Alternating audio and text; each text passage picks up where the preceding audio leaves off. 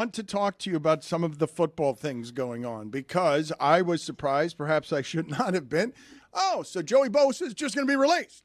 Okay, that's how we're doing that one. DK Metcalf is just going to ask for a trade. He's going to leave Seattle because his contract is up in a year. Max Crosby is going to stay with the Raiders, going to be paid more than any non-quarterback in the entire league. And Mike Florio is saying that if Sam Darnold signs a 2-year deal in Minnesota, J.J. McCarthy is going to ask for a trade. And your thoughts there, Andrew, on all of those things and NFL free agency or what? Isn't it fun? Isn't it fun to be able to make moves that matter, that surprise you? I think for so long in the NFL, it was like, they're not going to trade this player. That this guy is going to have an okay market when he hits free agency.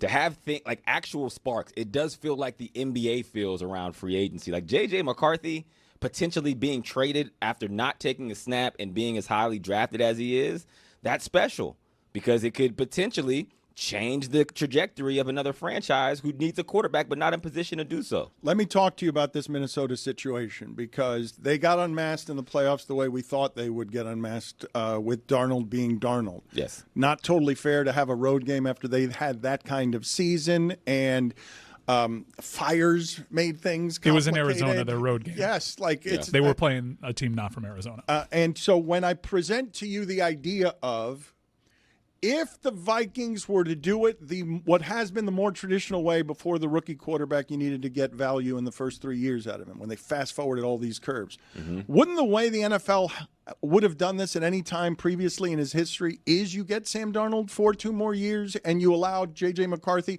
to work his way into the position over 3 years? Like, that's how we would do it. That's how Aaron Rodgers did it under Brett Favre, right? Not that they're the same person, but right. But once you draft McCarthy, the finances of it are such that you need to play him, correct? Yeah, I agree with that take. I actually think they should let Sam Darnold walk, which is crazy because he had the season that he had, and you don't typically see a quarterback hit free agency that had that kind of year. But when you look at the Minnesota Vikings, if I am them, I'm looking at Kirk Cousins, and I'm looking at Sam Darnold, and I'm looking at them, Sam Darnold previously, and also Kirk Cousins after he left. And I'm going to say, I think I have the guy in KOC that can get me the max amount of production from J.J. McCarthy under this system like I've done with the other 2 quarterbacks. There's not going to be a plethora of people lining up for Sam Darnold. Like, it's going to be quarterback needy teams, but there's still going to be we've seen him in other situations. And the same goes for Kirk Cousins. I think you take advantage of that rookie contract so you can continue to build the roster around him. I think the Minnesota Vikings are more valuable to a quarterback than Sam Darnold is to a team.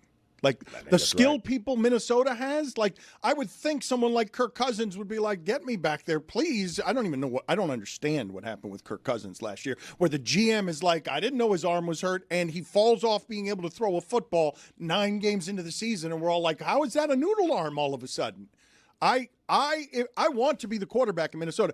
I would think that Minnesota is more attractive to quarterbacks than Sam Darnold is to teams.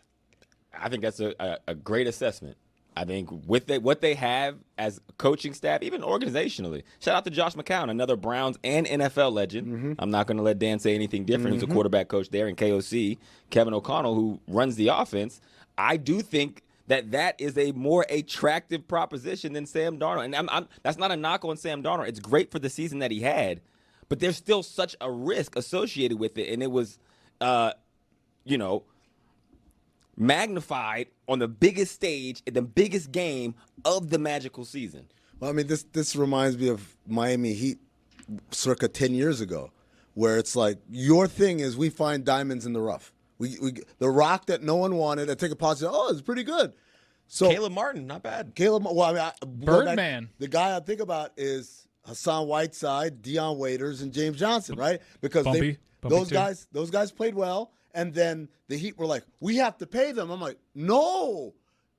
What their going rate is at? Okay, have fun. Congratulations. I hope you have a great career somewhere else and get paid what you need to get paid. They finally learned that lesson. So the Vikings are saying, wait, hold on. We're the ones that make Kirk Cousins look like this. We probably did the same thing with Sam Darnold. If someone wants to pay him that, vaya con Dios.